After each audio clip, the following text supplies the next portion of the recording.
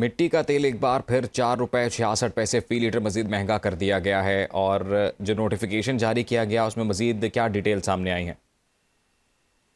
جی، جو مٹی کا تیل ہے اس کی قیمت دوبارہ بڑھائی گئی ہے، اور اس کی بنیادی وجہ یہ ہے کہ جو ہائی آکٹین ہے اور جو سپر فیول ہے اس پہ یہ اس کی ملاوٹ کی جاتی ہے۔ تو اگر مٹی کے تیل کی قیمت کو کم، پیٹرول کی تیل کی قیمت سے کم رکھا جائے تو اس کی ملاوٹ کا خدشہ رہتا ہے۔ تو وفاقی حکومت کی کوشش ہے کہ کسی صورت میں بھی جو ہے پیٹرول میں اس کی مکسنگ نہ کی جائے، اس کی مٹی کے تیل کو لگاتار بڑھایا جا رہا ہے تاکہ صارفین کو جو ہے اچھا پیٹرول جو ہے مل سکے۔ جی بہت شکریہ آپ کا عامر سیال، آپ نے تفصیلات سے آگاہ کیا۔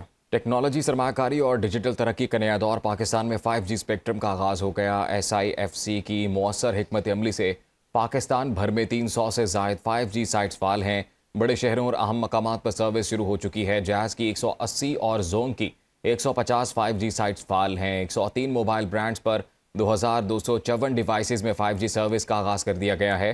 مشیر وزیر خزانہ خرم شہزاد کے مطابق پاکستان میں 5G اسپیکٹرم سے انٹرنیٹ کی رفتار اور معیار میں نمایاں اضافہ ہوگا۔ نیلامی سے پاکستان میں $50 کروڑ سے زائد کی سرمایہ کاری ہوئی۔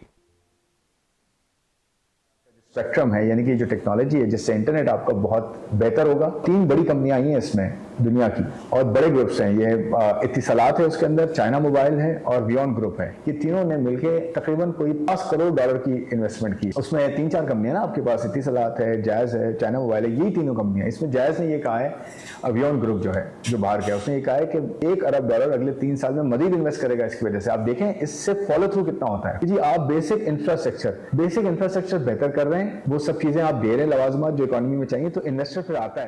IMF کے درمیان سٹاف لیول معاہدہ طے پا گیا۔ جاری اعلامیے کے مطابق EFF اور RSF پروگرام کے تحت پاکستان کو $1.2 ارب ملیں گے۔ IMF ایگزیکٹو بورڈ کی منظوری کے بعد رقم منتقل کر دی جائے گی۔ IMF کا کہنا ہے کہ پاکستان کی معیشت میں بہتری کا رجحان ہے، مہنگائی اور کرنٹ اکاؤنٹ خسارہ قابو میں رہا اور بیرونی ذخائر میں اضافہ ہوا۔ مشرق وسطیٰ کشیدگی سے معاشی خطرات اور توانائی قیمتوں میں اتار چڑھاؤ کا خدشہ برقرار ہے۔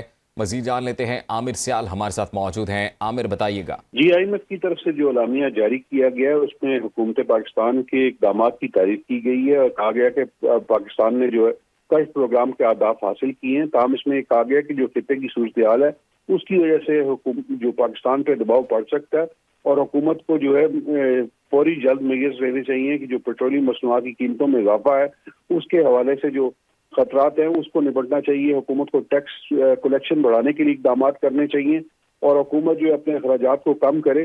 اور IMF کی جو یہ اسٹاف لیول ایگریمنٹ ہوا ہے، اب یہ ایگزیکٹو بورڈ کی منظوری کے بعد پاکستان کو $1.2 ارب کی قسط جاری ہوگی، جبکہ مئی میں IMF دوبارہ دورہ کر کے آئندہ مالی سال کے بجٹ میں اہداف طے کرے گا۔ جی